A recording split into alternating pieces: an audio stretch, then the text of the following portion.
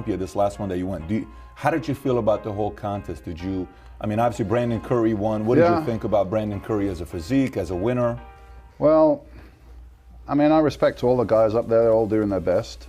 But if I'm to be honest, and that's pretty much normally what I am, I feel the standard of the Mr. Olympia is not what it used to be.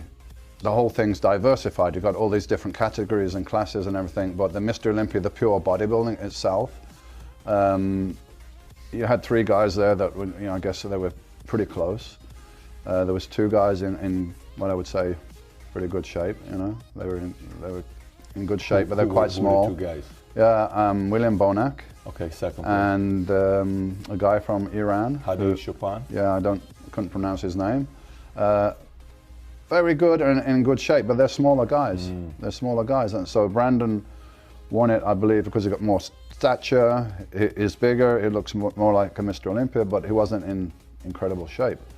So I think it was probably one of the weaker Mr. Olympias that we've seen. What do you look at when you look at this? I'm curious, like your eyes. Yeah. Where does it go first, and then where does it go? Because when I look at, the average person looks at it, it's like, oh my gosh, this guy's a beast. What do you look at?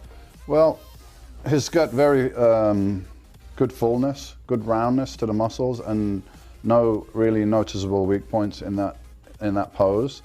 But he's lacking deep separation and conditioning that used to be the norm in the Mr. Olympia.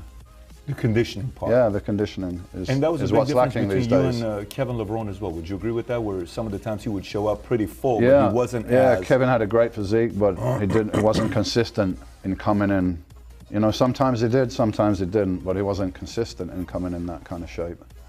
So you see the fullness, but you still don't call this to be fully cut up or conditioned? No, you wouldn't put this at that I'd probably be level. like in that shape around about 6 weeks before the contest. This so is I would 6 consider weeks to still, you. yeah, I would still consider this is 6 weeks work in to progress, you. work to do. So this during your era with the guys competing, El Sombati, all the guys that were running at that time, Ray, Cormier, all those guys.